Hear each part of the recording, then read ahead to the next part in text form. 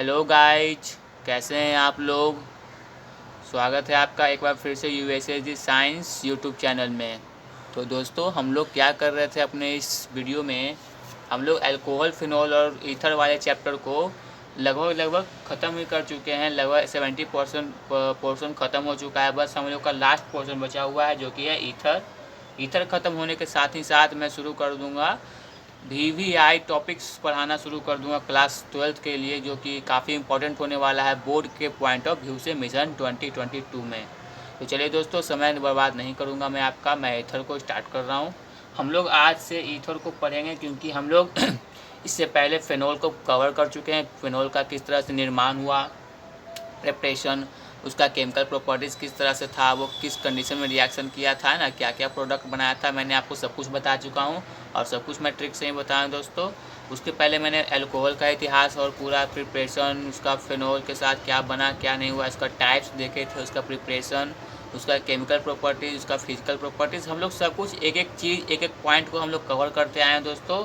और इस वीडियो में भी हम लोग शुरुआत करेंगे ईथर का, और ईथर के बेसिक से शुरुआत करेंगे दोस्तों, है ना। बेसिक उसका नोमेनक्लेचर से ही शुरुआत करेंगे। आपको मैंने सबका नोमेनक्लेचर बताते हुए आपको आगे बढ़ा है, इसका कुछ मैं बताते हुए बढ़ूँगा, है ना। ऐसा ही मैं ऑटोमेटिक तो ऐसा नहीं कि मैं डायरेक्ट प्रिपरेशन पे आ जाऊँगा, कुछ मैं आपको थोड़ा सा बता देता हूँ। ईथर का कुछ कंसेप्ट भी आपको जानना ज़रूरी है। चलिए दोस्तों, मैं शुरू कर रहा हूँ आपको ईथर का IUPAC नेम के साथ आपको शुरू कर रहा हूँ। बेसिक से लेकर आपको रिएक्शन तक लेके जाऊँगा दोस्तों, ठीक है। चलिए शुरू करते हैं। हमारा आज का टॉपिक है ईथर। चलिए इसका कुछ बेसिक नोमेनक्लेचर देख लेते हैं। इसका कंपाउंड्स का एग्जांपल आप देख सकते हैं। ईथर मतलब किस तरह का आपको दिखेगा, आपको कैसे पता चला कि कौन ईथर है। तो ये है इसका फंक्शनल ग्रुप, ठीक है। ये यही ऑक्सीजन, इधर बॉन्ड, मतलब दोनों तरफ जुड़ा हुआ रहेगा, कहने का मतलब ये था। यही आपका दोस्तों ईथर का कुछ basic compound, C4H9O, C7H15, C5H11, C5H11, ये था इसका कुछ बेसिक। चलिए उसके बाद मैं आपको बता देता हूँ कुछ।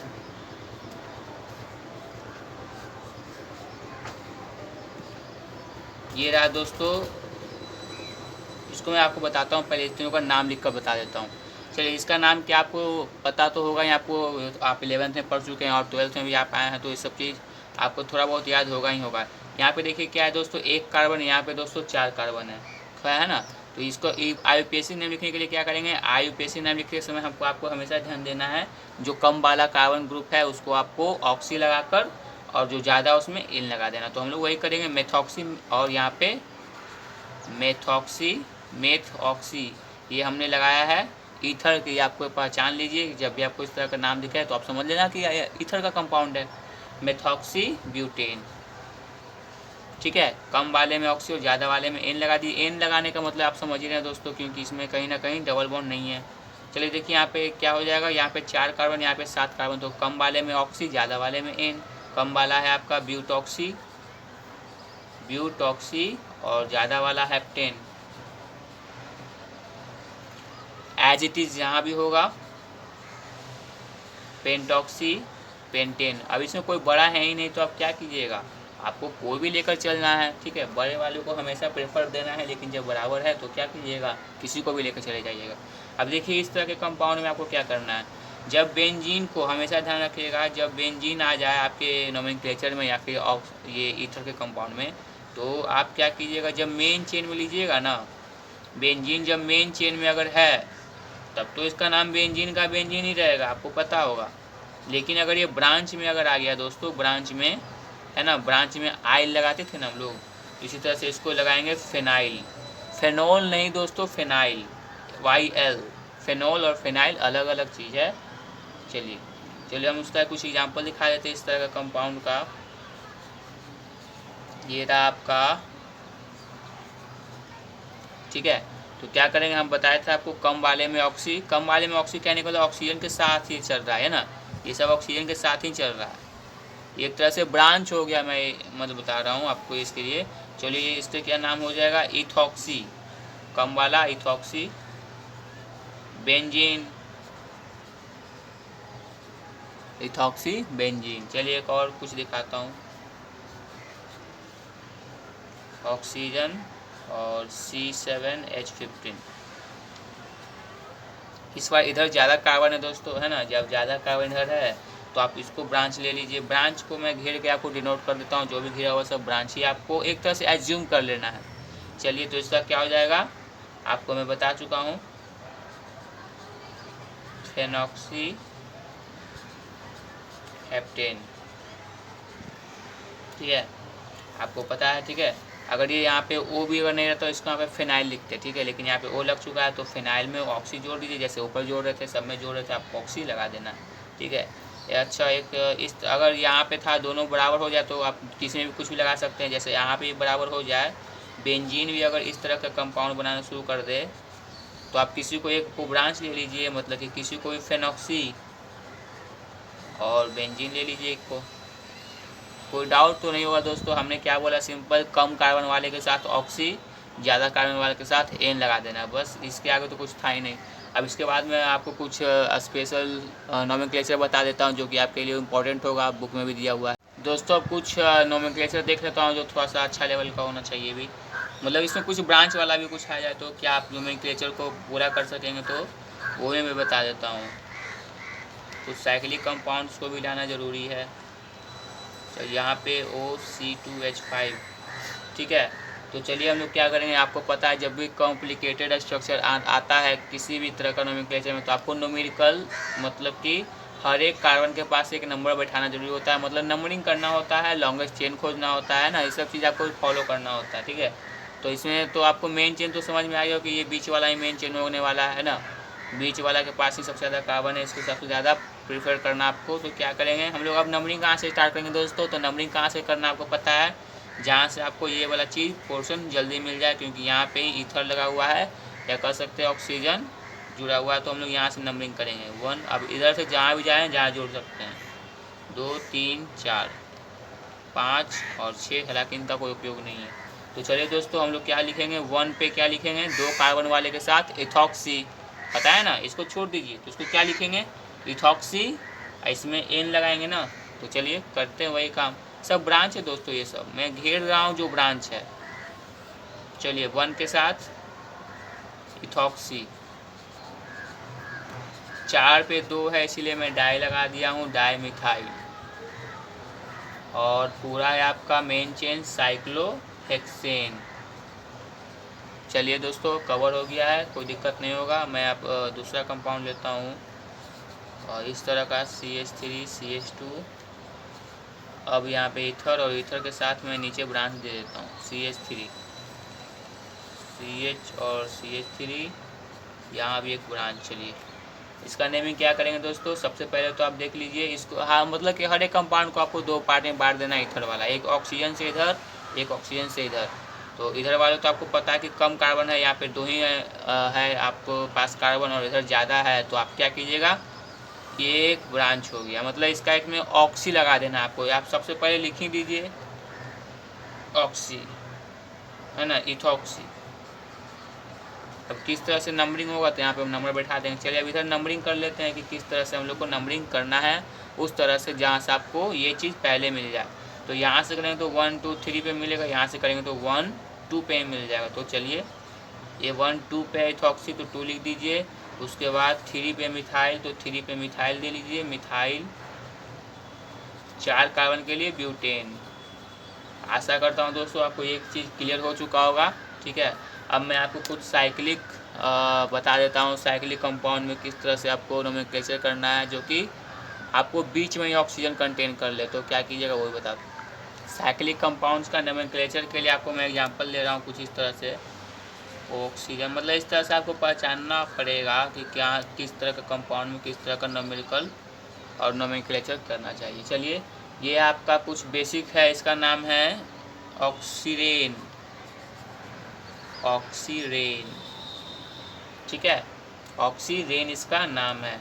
और ये सब साइक्लिक कंपाउंड है दोस्तों, इस सब का नाम आपको या तो फिक्स याद ही रख लीजिए, हालांकि ज़रूरत तो नहीं पड़ता आपको, एग्जाम में इस तरह के क्वेश्चंस नहीं पूछते हैं। चलिए इधर ट्रायंगल शेप में तो ऑक्सीरेन, ये आपका स्क्वायर रेक्टेंगल शेप में इसका नाम हो जाएगा ऑक्टीरेन, ऑक्सीटेन। चलिए अब ये था स्क्वाड, एक पेंटा वाला भी कर देता हूँ, CH2 O CH2 CH2 CH2। इसमें क्या कहिएगा दोस्तों, इसका नाम होगा ऑक्सीकेन, ऑक्सीटेन, केन और ऑक्सीरेन।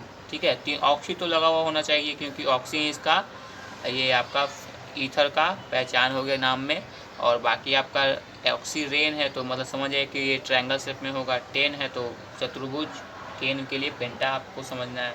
उसी तरीके से दोस्तों आपको अलग अलग का अलग अलग होता है, यहाँ पे आप ये भी कर सकते हैं, एक हेक्सागोनल शेप भी होता है इसका, CH2 CH2 CH2 CH2 और यहाँ भी CH2, मतलब हेक्सेन शेप का आपको इमेजिन कर लेना। तो इसका नाम होता है दोस्तों ऑक्सेन, ऑक्सेन ANE, ऑक्सेन, ऑक्सीकेन, ऑक्सीटेन और ऑक्सीरेन। चलिए दोस्तों हो गया।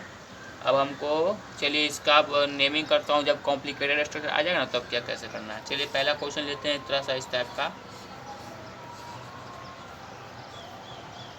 CH2, अगर यहाँ पे H2 हटा भी देना जैसे कि इस तरह से कर दें तो आपको इतना तो समझ में आएंगे कि यहाँ पे हाइड्रोजन अंडरस्टैंडिंग है, छुपा हुआ नहीं है, आपको समझ जाना है कि यहाँ पे हाइड्रोजन है।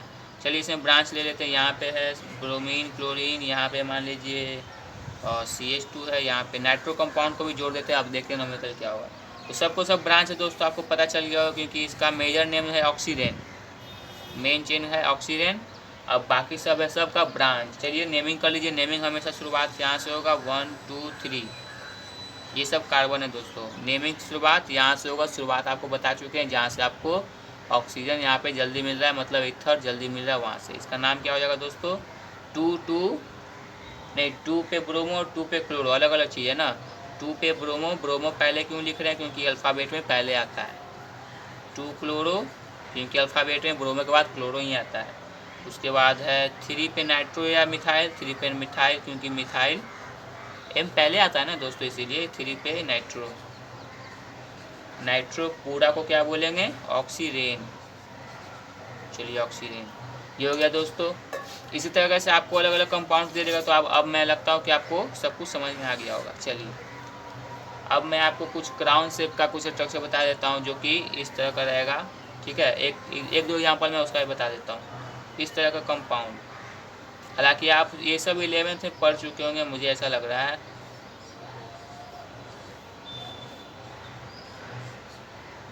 चलिए ठीक है, ये सब ईथर है दोस्तों। ठीक है, तो क्या कीजिएगा, आप कहीं से भी नंबरिंग स्टार्ट कीजिए क्योंकि यहाँ पे सब बराबर ही हैं, यहाँ छह पे है ऑक्सीजन, 2 3 4 5 6 7 और 8। समझ गए दोस्तों, ये हर एक कॉर्नर पे कार्बन है, आपको पता होना चाहिए। चलिए एक क्राउन स्ट्रक्चर है दोस्तों, मैं बता रहा हूँ। चलिए इसका नेम ही लिखना है 1, 2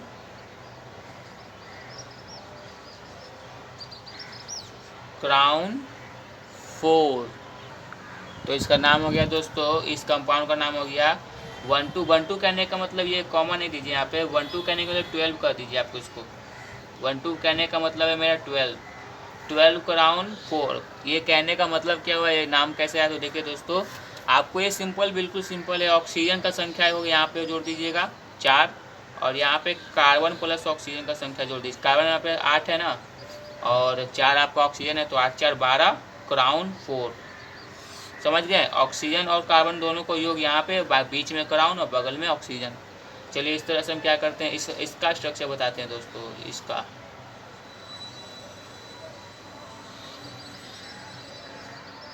ये इस तरह का भी कंपाउंड, आप भी सोच रहे हो कि किस किस तरह का कंपाउंड है जो कि भी है ना, 1 2 3 4 5। चलिए इसका स्ट्रक्चर का हो गया है। अब इसमें क्या करिएगा, नंबरिंग आप कहीं से भी शुरू कीजिए, 1 2 3 4 5 6 7 8 एंड 9 10। 10 कार्बन और 5 ऑक्सीजन, तो 15 हो गया ना। 1 5 15, 1 5 क्राउन एंड 5 1 5 1 5। फिर से बताया था दोस्तों, ये 15 आप बोलिए इसको। 1 5 कहने का मतलब 10 कार्बन है यहाँ पे और 5 ऑक्सीजन, इसीलिए मैंने इसको 1 5 लिखा है। तो ये था दोस्तों आपका कुछ ईथर का बेसिक नोमेनक्लेचर, जो आप जान दीजिए तो बढ़िया ही है, आप पढ़ चुके होंगे, मैंने आपको बस रिवाइज़ कराया है।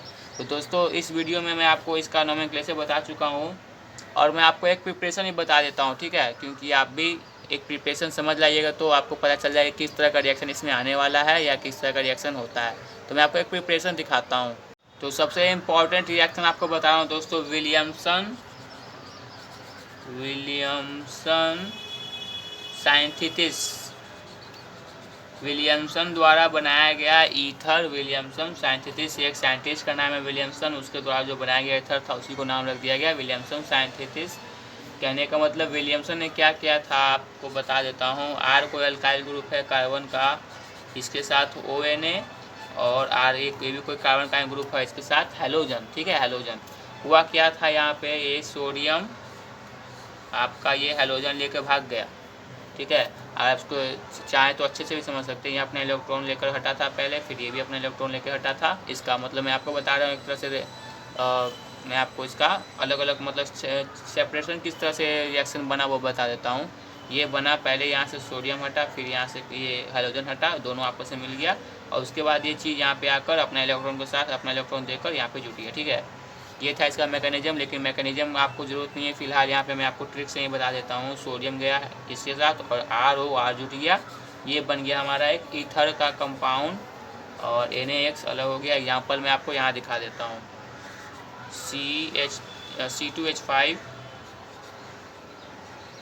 C2H5 ONA plus C2H5 chlorine, sodium और क्लोरीन लेकर हट गया, NaCl यहाँ पे जुट गया, C2H5O C2H5 और NaCl, ठीक है दोस्तों। लेकिन आपको इसमें एक चीज़ ध्यान रखना है हमेशा के लिए, C6H5, चलिए यहाँ पे आपको बताते चलूँगा, और यहाँ पे है CH3Cl, सोडियम क्लोराइड, और ये यहाँ पे चला गया C6H5O CH3, NaCl आपका अलग हो गया दोस्तों, ठीक है। अच्छा अब यहाँ पे देखिए CH3 और यहाँ भी CH3, आप कुछ भी इधर कंपाउंड रख सकते हैं, लेकिन आपको एक बात का ध्यान देना है कि जो भी रखिएगा वो इस साइड वाले से ज़्यादा कार्बन वाला रखिएगा, बस यही एक पॉइंट था। हमेशा यही चीज़ आपको ध्यान देना है कि जब भी आप कार्बन को अरेंज करिए या रिएक्शन में रहिए तो आप हमेशा यही पहले ध्यान दीजिएगा, कार्बन का साइड ONA के साथ अगर ज़्यादा है तो आपको ईथर बना कर देगा वो, नहीं तो कुछ और बना लेगा, वो दूसरा रिएक्शन बन जाता है, ठीक है। ये हो गया आपका CH3 CH3 और OCH3, NaCl अलग। मैं आपको इसका टोटल जानकारी कल के वीडियो में दे दूंगा दोस्तों, अगले वीडियो में आपको मिल जाएगा। हालांकि आप पहले ध्यान से देख लीजिए, मैंने कुछ फालतू काम नहीं किया है।